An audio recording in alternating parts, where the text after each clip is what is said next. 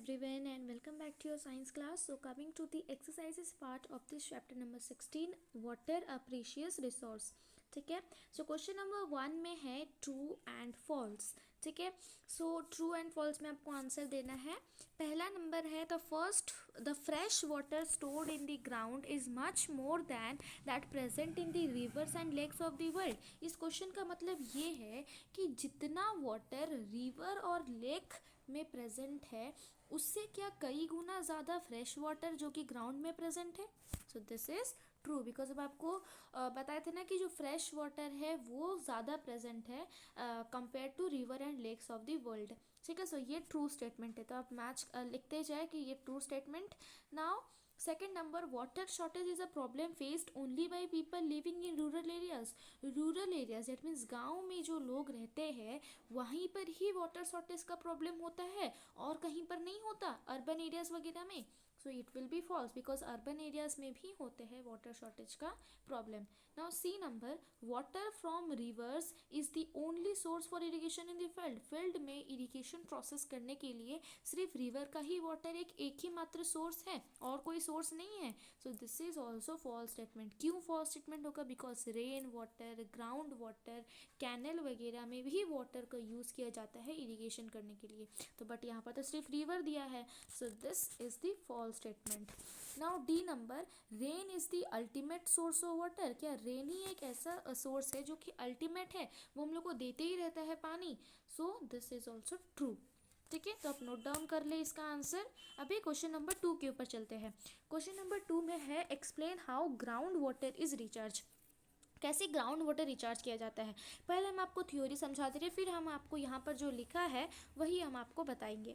सो पहले क्या होता है कि जो रेन वाटर होता है, नहीं तो वाटर फ्रॉम वाटर बॉडीज़ जो होता है वो क्या करता है, सॉइल से पास कर जाता है. और वो सॉइल से जो पास करके नीचे जाता है वो प्रोसेस को क्या बोला जाता है, इनफिल्ट्रेशन. और फिर जैसे ही वो इनफिल्ट्रेशन प्रोसेस में पास डाउन कर गया और फिर वही इनफिल्टर्ड वाटर जो होता है वो कहाँ पर जाके रहेगा, वो एक्वीफायर में जाके रहेगा. हम आपको बता दे रहे कि जैसे कि ये हम लोग का रिवर, ठीक है, उसके नीचे हम लोग का है वाटर टेबल.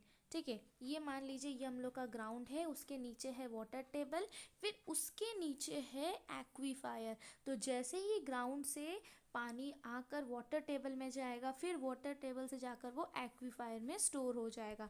एक्वीफायर में स्टोर होने के बाद फिर एक्वीफायर के नीचे कुछ रॉक्स प्रेजेंट होते हैं जिनका नाम है इम्पेरमेबल रॉक्स. तो ये क्या, जैसे ही ये वाटर एक्वीफायर में जाकर फिर से अगर वो ये रॉक्स के पास जाता है तो फिर रॉक्स उसको आगे बढ़ने नहीं देता है. बिकॉज इम्पेरेबल रॉक का एक कैरेक्टरिस्टिक है कि वो वाटर को प्रिवेंट करता है, रोकता है आगे जाने से. और इसी तरह से ग्राउंड वाटर रिचार्ज होता है. ठीक है. सो यहाँ पर भी वही लिखा है कि rain water and water from water bodies on the earth surface pass through the soil by the process of infiltration. फिर the infiltered water then gets accumulated in the aquifer deep under the ground, and then there are some layers of impermeable rocks which prevent the water in the aquifer from seeping down further, or in this way the groundwater is recharged. I hope that is clear. This is clear to you. Now question number 3. Question number 3 है, there are 10 tubewells in a lane of 50 houses. 10 tubewells है और वो एक लेन में 50 houses है और 10 tubewells है. तो इसमें वाटर टेबल को लॉन्ग टर्म इम्पैक्ट कैसे पड़ सकता है, तो चलिए देखते हैं. तो एक बात तो आप जान रहे होंगे कि ये लेन है, उसमें 50 हाउसेस है और 10 ट्यूबवेल्स है. ठीक है. तो 50 हाउसेस में जितने भी लोग हैं वो 10 ट्यूबवेल्स का यूज़ करेंगे. फिर वो 10 ट्यूबवेल्स उनको वाटर कहाँ से देगा, फ्रॉम दी ग्राउंड. वो ग्राउंड से वाटर लेंगे. तो अगर वो लोग ट्यूबवेल्स का बहुत समय तक यूज़ करते हैं, ज़्यादा टाइम तक यूज़ करते हैं, तो ग्राउंड वाटर धीरे धीरे रिड्यूस होगा और वाटर टेबल जो है वो डिप्लेशन होगा और water table would go down. ठीक है. यही होता है impact on the water table. Now question number 4. Question number 4 में है, you have been asked to maintain a garden. आपको एक गार्डन को मेंटेन करना है. तो आप कैसे, how will you minimize the use of water. आप कैसे वाटर को एकदम कम यूज़ करके आप वहाँ पर अच्छा से गार्डन को मेंटेन कर सकते हैं. To maintain a garden water is necessary. तो गार्डन को मेंटेन करने के लिए क्या चाहिए, वाटर, क्योंकि वहाँ पर प्लांट्स है और प्लांट्स को वाटर चाहिए. तो उसको मिनिमाइज कैसे करें, कहना हम लोग कितना कम वाटर यूज़ करके हम लोग मेंटेन करेंगे गार्डन को. तो उसमें हम लोग का एक प्रोसेस है, एक मेथड है, that is the drip irrigation method. Drip irrigation में मेथड में क्या होता है कि जो वाटर होता है ना, ये plants sorry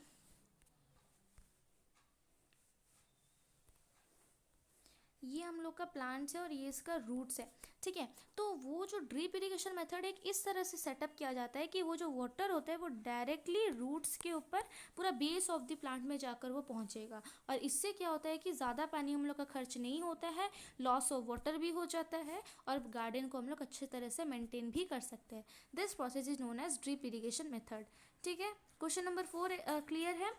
so in this video we have completed till question number 4। Question number 5 से हम आपको पार्ट 2 वीडियो में देंगे explanation. So I hope that these 4 questions are clear to you. Thank you students.